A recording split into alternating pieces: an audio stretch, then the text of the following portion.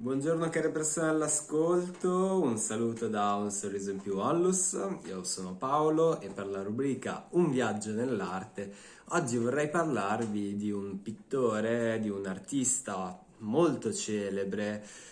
che si chiamava Francesco Hayez. Prima però di trattare dell'opera di cui oggi ho deciso di fare l'analisi, ossia Il bacio di Hayez, mi piacerebbe raccontare in breve quella che è stata almeno una parte della vita dell'artista. Questo perché abbiamo detto Hayez nasce alla fine del Settecento, nasce a Venezia e nasce però da una famiglia che in realtà non è benestante. Il padre faceva il pescatore, lui aveva 4 fratelli e quindi fin quando era un bambino si è posto il problema di poter sfamare tutte queste bocche. Quindi i suoi genitori hanno deciso di mandarlo, come spesso si faceva al tempo, da una zia che abitava a Milano,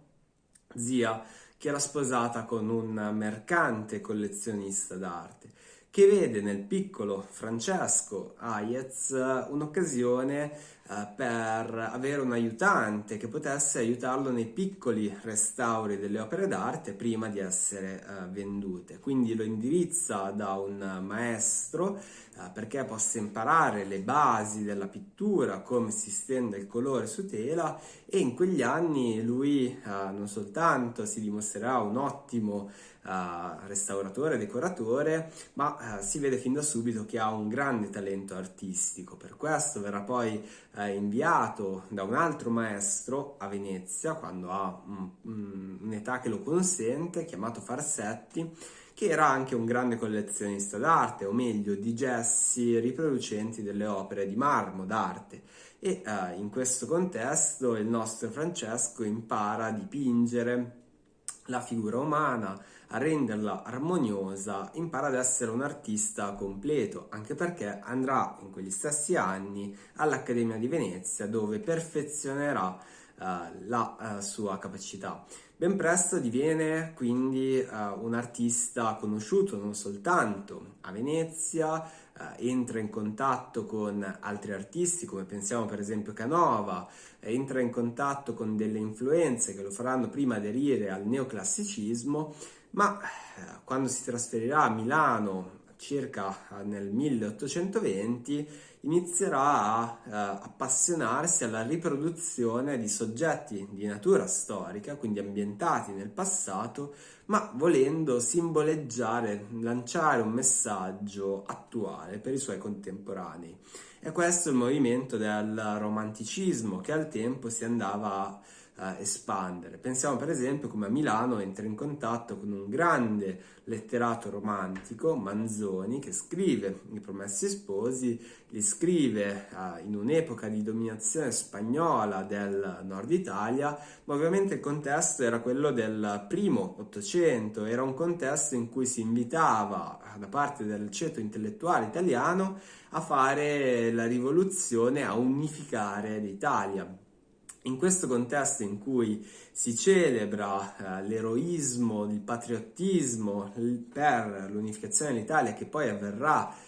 effettivamente all'inizio degli anni 60 dell'Ottocento, che dobbiamo collocare il nostro quadro oggi oggetto di analisi, Il bacio. La rappresentazione, in primo luogo, di un moto, uno slancio di un ragazzo nei confronti di una ragazza, ma che in realtà tradisce anche degli ideali di natura patriottica. Ma arriviamo subito all'analisi dell'opera. Il bacio di Hayez è stato dipinto nel 1859, la stessa data della seconda guerra d'indipendenza d'Italia, combattuta da parte dei Savoia nei confronti degli austriaci che governavano al tempo larga parte del nord Italia, e un grande alleato dei Savoia, un grande alleato quindi del neonato Regno d'Italia, era la Francia di Napoleone III. E in questo contesto quindi dobbiamo leggere questo quadro che pur rappresentando un'ambientazione di natura medievale, e lo possiamo desumere dal castello e anche dagli abiti indossati dalle persone, quindi da questo ragazzo e da questa ragazza, in realtà vuole simboleggiare anche un tributo in favore della Francia che ci aveva aiutato per renderci indipendenti, per l'unificazione del Regno d'Italia. Infatti, se noi vediamo bene i colori utilizzati da Hayez, abbiamo una calzamaglia rossa del giovanotto e invece una veste blu tendente anche in alcune parti al bianco per la fanciulla. Perché vediamo quest'opera non semplicemente come un'opera che simboleggia un amore universale? Perché se facciamo bene attenzione, da un lato il ragazzo ha un piede su il gradino, quindi come se dopo questo bacio dovesse fuggire, e al fianco ha anche un piccolo pugnale, si intravede soltanto, quindi è non soltanto un bacio che simboleggia amore, ma è un bacio subito prima di una fuga che noi ovviamente abbiamo le testimonianze nelle memorie di Hayez, voleva rappresentare questo giovane che dopo aver baciato la sua amata scappava per combattere per la patria. E infatti vediamo anche un'ombra sulla sinistra dove c'è questa apertura nel muro che Hayez ha inteso rappresentare come una spia austriaca.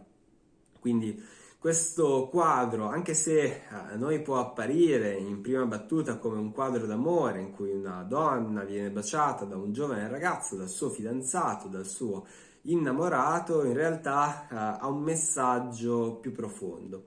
Per quel che riguarda invece il profilo della luce utilizzata, noi vediamo come la luce arriva dalla nostra sinistra, dalla sinistra del quadro, tant'è vero che le ombre si propagano sulla destra, e lo possiamo notare anche dall'abito della donna nella parte inferiore, che ha dei toni d'azzurro molto più scuri. Quindi questo quadro è sicuramente un quadro molto importante, oggi conservato alla Pinacoteca di Brera, che dà testimonianza di un preciso periodo storico della metà dell'Ottocento. Spero che questo video vi sia piaciuto e non vedo l'ora di incontrarvi settimana prossima.